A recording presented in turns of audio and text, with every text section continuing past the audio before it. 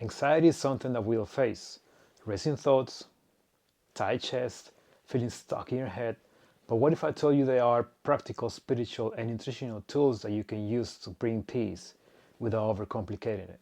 In this video, I'm going to talk about how to let go of anxiety with a very holistic approach. First of all, I want to disclaim that this is not medical advice. This is only to help you overcome anxiety and everything that I've done that helped me in the past. All the times that I felt anxious, that I felt a little bit down, maybe because I worked too much and I was burning out, maybe because I was tired, didn't sleep very well. There are so many things that can cause you anxiety. And again, I'm not a doctor. Please seek professional help before you follow these tips. But I'm just going to share with you what really helped me in the past to overcome anxiety. As I mentioned before, I wanted to direct this channel towards more the spiritual and the holistic health and the mindset approach, because I believe health is not just about fitness and nutrition, but it has a lot to do with your thoughts, with your mental health, and your emotions as well. Again, when it comes to anxiety and stress, it's something that we all go through, and I guess it's part of being a human. Life fluctuates, it's never linear. Sometimes you're up, sometimes you're down. But when we're up, when everything is going well, we tend to forget about problems. We tend to forget that things might change, things might even get better, things might even get worse, or there might be some changes. I believe everything that happens in our life, it has a purpose, and everything is happening in accordance with divinity and the way it must happen. So perception is very important here.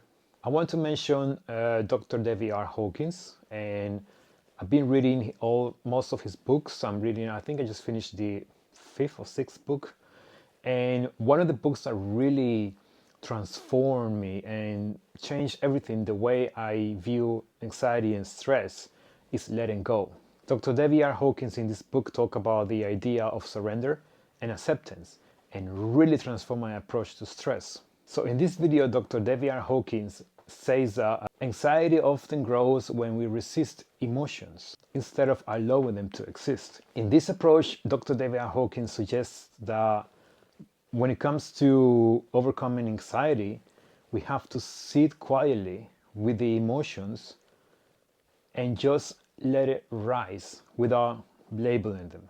The practical practice is very simple. Well, it sounds simple, but it can be very difficult. All you need to do is sit quietly, feel the anxiety without labeling it. Don't resist it and let it pass through like a wave. Dr. David Hawkins says something that what you resist persists, and what you accept transforms. So this is something that has happened to me a couple of times. Let's say I've been feeling anxious, stressed, or overwhelmed, burned out. So what I did a few times was sitting with the emotions, just allow them to exist. And this is something very important here. When you sit with the emotion, in this case negative emotions, let it rise. It has the right to exist. Something that Dr. David Hawkins says is that we tend to suppress these emotions, and then they tend to come back way stronger. So you sit down, allow the emotions to rise, and something very important here is that these emotions will bring about different thoughts that usually reinforce the negative emotion. So when it comes to awareness, the first thing that you need to do is right in the moment that the first thought is brought about by this emotion, you need to catch it and say, this thought is being washed. And as soon as the other thought comes up, catch it and say, this thought is being washed. It's kind of like you're watching different video clips from different phones or screens. If you realize, you become the observer rather than the witnesser or the experiencer. Now I remember when I did this, it felt horrible. I was just sitting in my garden in the sun, and I felt all of these emotions overpowering my body To the point that I thought, oh my God, do I need to call a GP? Do I need to call an ambulance? I thought I was going to have an anxiety attack. It's interesting how the method of letting go of anxiety creates more anxiety. But in this case, what you want is all the emotions to rise, observe the thoughts, and then eventually they will subside. Now, this is something that it doesn't occur immediately. It may take hours, it may take days, weeks, or even months. But what's important here is that you become aware of when these emotions are arising, and also become aware of every thought that is brought about by these negative emotions. This becomes like an exercise, The emotions rise, you let it go. By letting it go, it's just allowing them to exist. It has the right to exist. Catch the thoughts, every single thought, just observe, become the observer again, not the witnesser, and not the experiencer. I might be making a mistake here. I'm not sure if the becoming the observer is the same as the witnesser. Could be. Correct me if I'm wrong. Another key practical tool that I use here is once these emotions are subsiding or they're being released, I start journaling. And I usually write affirmations such as, I allow peace to flow through me. This may sound simple, but it's powerful, I promise. Another practical tool here is breathing techniques. Now, this is something that a lot of people may know, a lot of people might not know, but if you visualize someone with a panic attack or anxiety attack, they're going to breathe a lot with their mouth. But if you visualize someone who's calm, serene,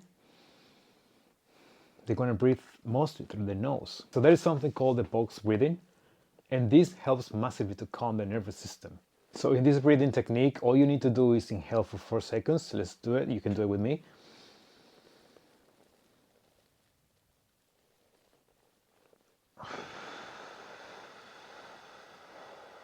So in this technique, all you need to do is inhale for 4 seconds and then exhale for 6 to 8 seconds.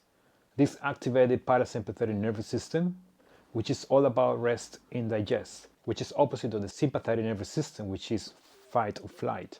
These techniques are also backed by science because they can regulate the vagus nerve activity and reduce cortisol. Of course, nutrition is very important here, and there are foods that can definitely help with anxiety and help you to feel more calm, especially foods that are high in magnesium.